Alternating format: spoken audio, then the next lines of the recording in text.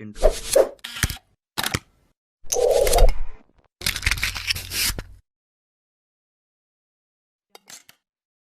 Hi guys, welcome back to another video. If you are an electronic hobbyist, you might have definitely used Arduino development board, which has a microcontroller chip, USB communication chip, and power regulator components. During learning, we keep changing the connections with different sensors and actuators and re-upload multiple code files for various projects. But if you are making small product where the components used will be same and it has to run same code all the time, does it really make sense to purchase the complete development board and use it inside the product? Definitely not. So in this video, I'll show you how you can use only the ATMEGA chip for your projects, and at the end we'll be also making a compact PCB for the same. To make this Arduino standalone, you need ATMEGA328P microcontroller chip, 2 pieces of 22 picofarad ceramic capacitors, one 16 MHz crystal oscillator, one 10 kilo ohms resistor, and for the power supply circuit, we need one 7805 voltage regulator IC, 2 pieces of 10 microfarad 50 volts electrolytic capacitors, one LED bulb, and 1 kilo ohms resistor. For easy connections, I am using breadboard and some wires.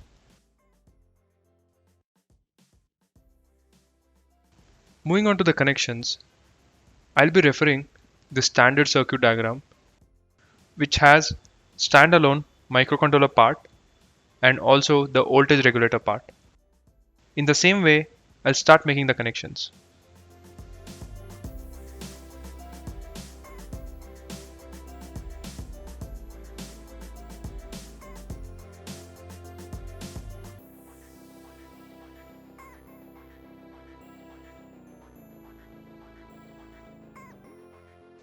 Done with the microcontroller, now I'll make the voltage regulator connections here.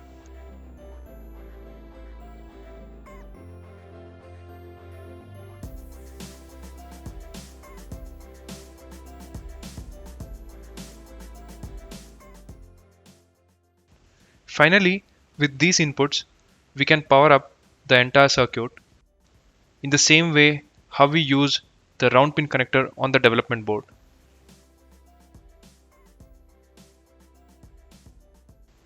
So till here, we are done with the hardware. Moving on to the software side, we have to upload the bootloader and the code to this microcontroller chip, which is possible with ISP programming technique. We have already made a video on ISP programming. For better understanding, check out that video and then come back here. For this programming technique, you should have USB ASP programmer. If you don't have, you can convert an Arduino Uno board into an ISP programmer by uploading Arduino ISP code. Go to Tools and select your board and COM port. In the file Examples Arduino ISP and upload this code. So I have uploaded the code. Now this Arduino will behave as an ISP programmer. We can upload any code to our target chip.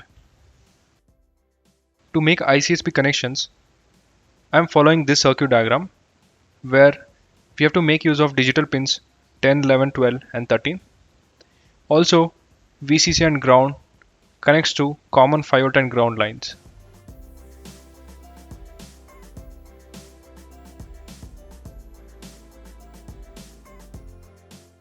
At the end, we'll be trying out LED blink code. So additionally, I'm connecting one LED bulb to digital pin 8 and ground. After all the connections, connect the programmer Arduino to the computer USB port. To upload the code, the chip 328P should be listed in the Tools Board section of the Arduino IDE, but by default, we'll be not able to find it. We need to download it from the board manager. Connect your computer to the internet. Open Arduino IDE. File, Preferences. In the additional board manager URL, copy paste the link provided.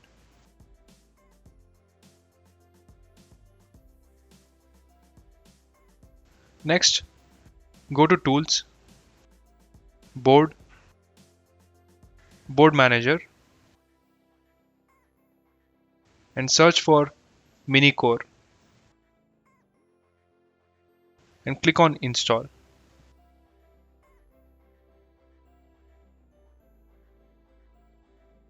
After installation, if we go to Tools, Boards, we can see ATMEGA328 under Mini Core.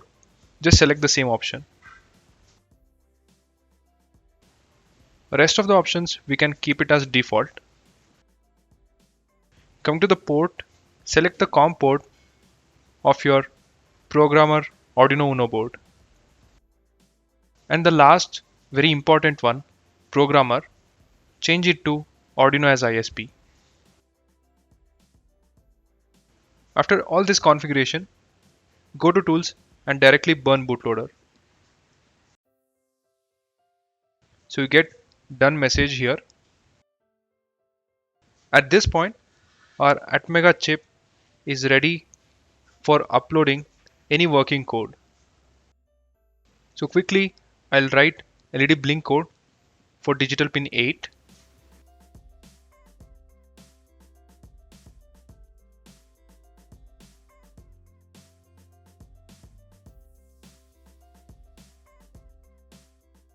To upload the code on the target, don't use this upload button.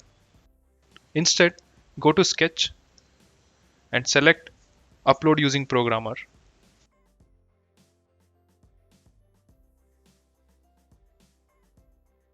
So we can see it's done uploading. And the LED on digital pin 8 is also blinking.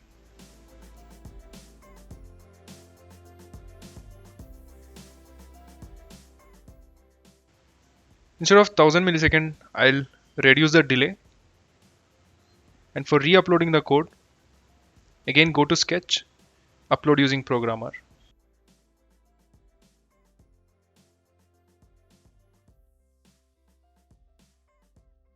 And now we can see LEDs blinking at faster rate.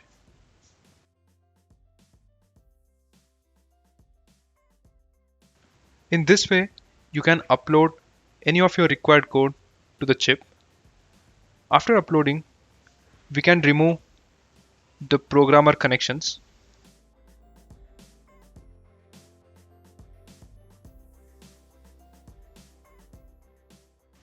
For powering the circuit, you can use external supply from 6 to 12 volts.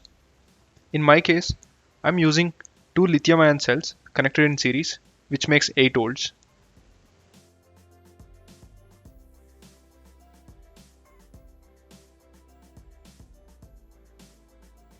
As we can see, even now, everything is working as expected.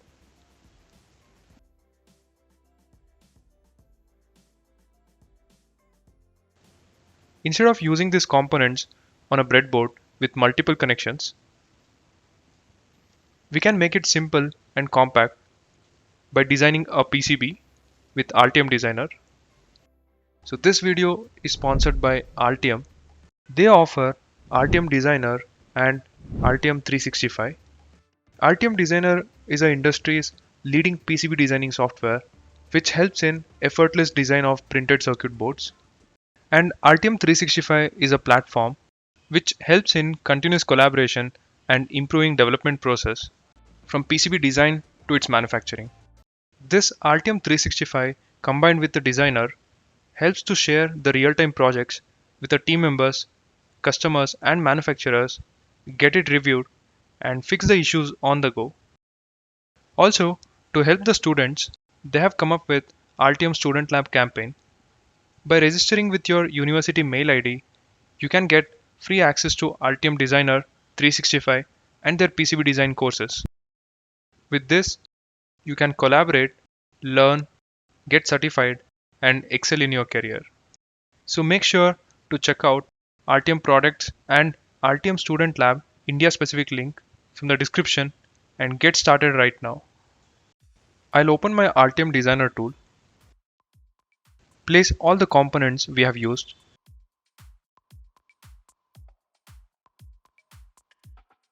and make connections as per the schematic.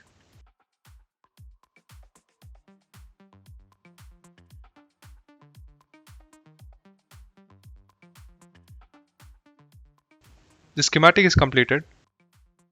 I'll update the PCB document file.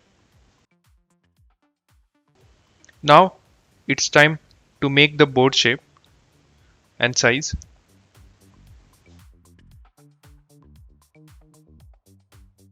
So let's start placing our components.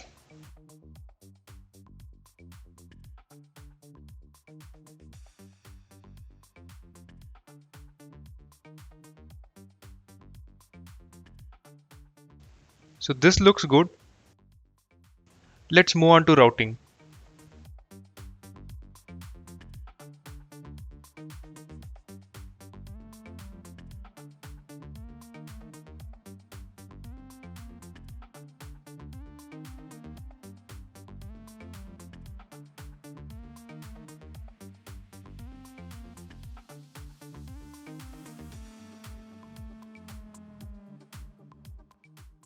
After all the steps, this is how our final PCB looks. Checking for design rule errors, it says 0. So I'll export the Gerber files.